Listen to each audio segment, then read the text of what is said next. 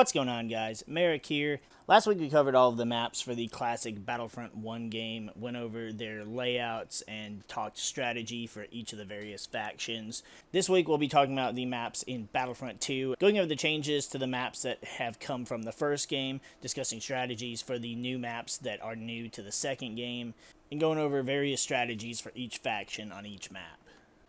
The Rhen Var Harbor, one of the greatest maps from the first Battlefront game, returns to Battlefront 2 via DLC on Xbox Live. The map layout's exactly the same. The Empire and the clones have the ice caves, the Western LZ, and then the AT/TE. The Rebels and the droids have the Citadel and the Fortress. The Lighthouse remains neutral, and it's really up for grabs whoever gets it first. My favorite strategy to spawn is the AT/AT pilot and grab the AT/AT itself.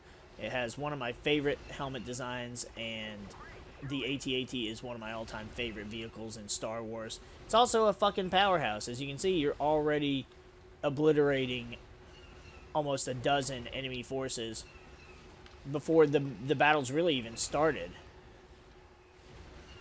Just like in Hoth, you've got your primary fire, which is more or less useless. I much prefer the secondary fire, as it's your more powerful weapon on the vehicle. Infantry stand no chance. I destroyed that turret over there because I didn't want the turret to be fucking with us in any way. I don't believe players are just going to openly run out the front gate of the fortress, because that would be stupid. The AI are still going to do it though, so take advantage of that as you can. Lower the troop count. This I expect to see a little bit more of, running through that back entrance where the turret is. This is just, it's a fun map. There are different ways to play it. The way I prefer to play it is probably the most boring to a lot of people, but I like just decimating with the AT/AT. The map does change a little bit now that I think about it. Over here, there used to be a set of stairs that would kind of lead up to this position in the back, which I guess maybe it provided a little bit of cover. Now it's just this little snow slope. I don't know if there's an actual reason to it or not, or if maybe I'm just thinking too hard on it, but it feels like, well, that was a casualty. It feels like when they ported over these maps, or however they remade them, they didn't do it properly. So it feels like some of the maps are incomplete, and some of the textures and other designs are just off. Kind of like what we saw with the Citadel, how there was that entire wall that was missing around the staircase. If you want a little bit more action, you can spawn in the ice caves and attempt to get out of them once you make it to the main area. Chances are the enemy forces are not going to let you out that easily. I'm kind of disappointed with the way the ice caves were changed in this game. They used to be a lot more ice. If you know what I'm talking about, then you'll understand. And also, the cave entrance looks a lot more man-made than it did, which feels like it changes the perspective from inside the command post, or inside the cave, rather. So it's probably a similar thing on the outside, looking in.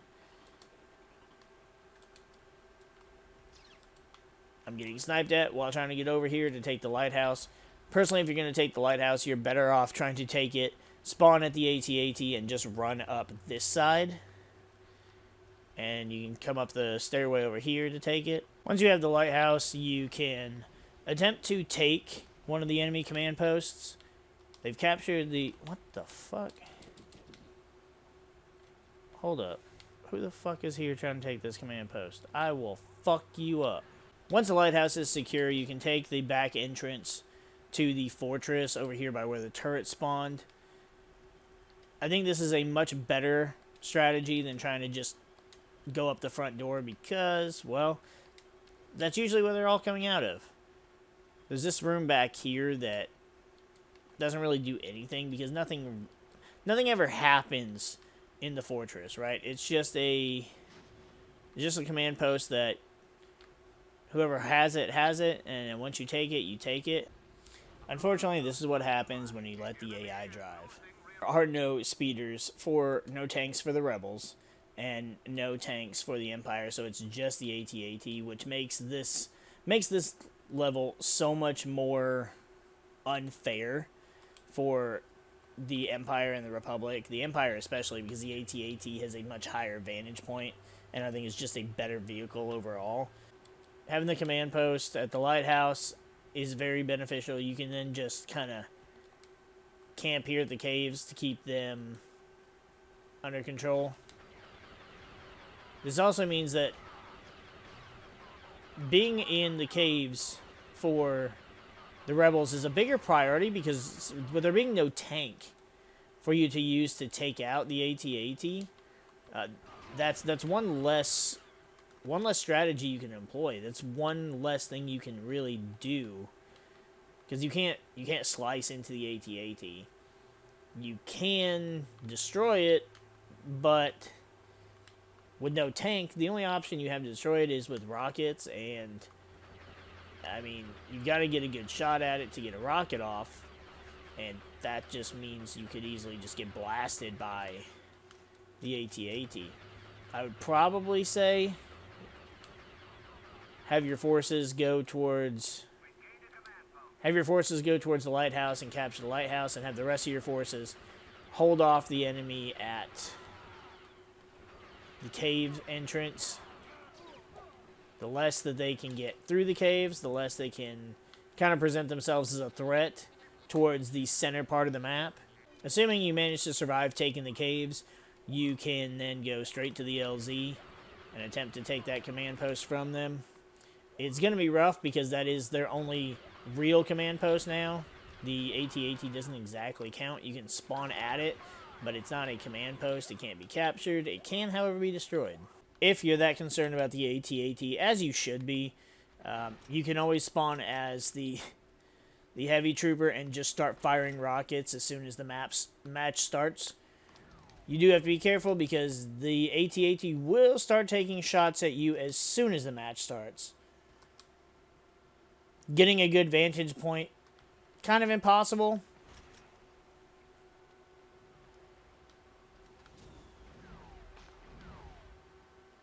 Honestly, if this was a player, it probably would have had better aim.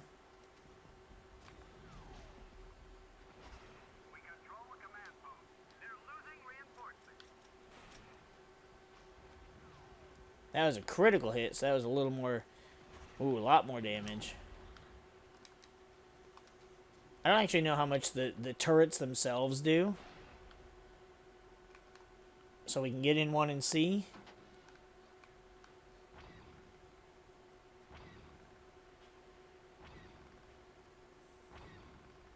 I'm just going to sit here and see.